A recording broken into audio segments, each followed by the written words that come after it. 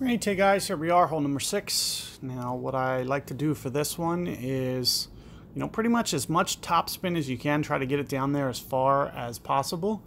You may want to consider power 4, mostly for the second shot. If you have the balls, definitely do it. If you don't, otherwise, not a deal breaker. But you're really, the number one thing that you're going to want for this one is, some good control. Let's see what this does. There's an interesting result there. So that's not something you see every day. So off the rough and then right into that fairway.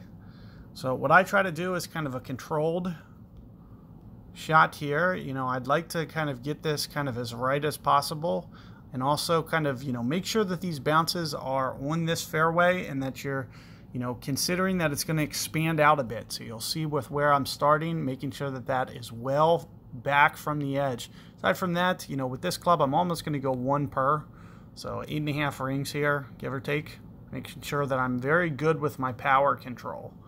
So what that's going to allow is hopefully to make sure that that second hop is definitely fairway, which it is. And you can see that this is going to allow me to get very far up here. Especially with all the topspin that you have, Thor 7, Epoch 7, Epoch 6. These are going to be the optimal clubs for you to get up to this. Especially if you don't have clubs like that, Power 4 makes it that much better. So that way when you're farther back, you can extend this as much as possible. Because if you don't have to topspin this second shot, it is going to be more likely that you can hold it out.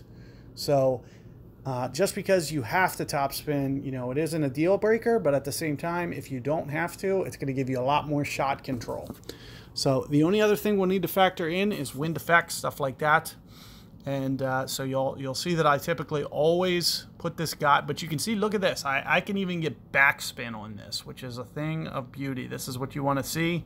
It's going to give you a lot more shot distance control, as I mentioned.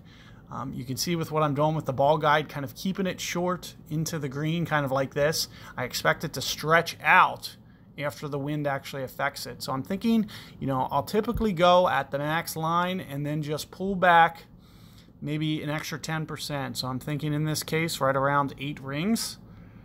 And then making sure to not add any power. Perfect ball. This is a good sign. So let's just see how this one rolls out. Let's see. Still coming in too hot. So, you really got to keep that ball guide short. It's going to stretch out on you, even with me going that extra 10%. On the 1-to-1 type adjustment, you can see it's still just a little bit light. You may want to go, just a little bit more on the ring adjustment, but also keep in mind to keep that guide short. That's going to be the critical component, and it's going to give you a good chance to be able to hold that. Hopefully, you have good distance control, and as I mentioned, if you don't have to forward spin it, it's going to be much less likely that you'll ever go into that back rough, and you don't want to wind up there. So you always want to be thinking about, wind effects, stuff like that. And there you can see that guy holds out from there.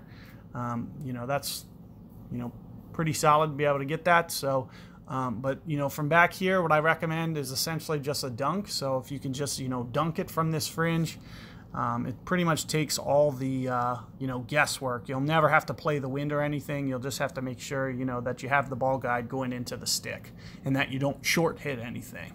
So keep that in mind. Good luck, and I'll see you guys on the next one.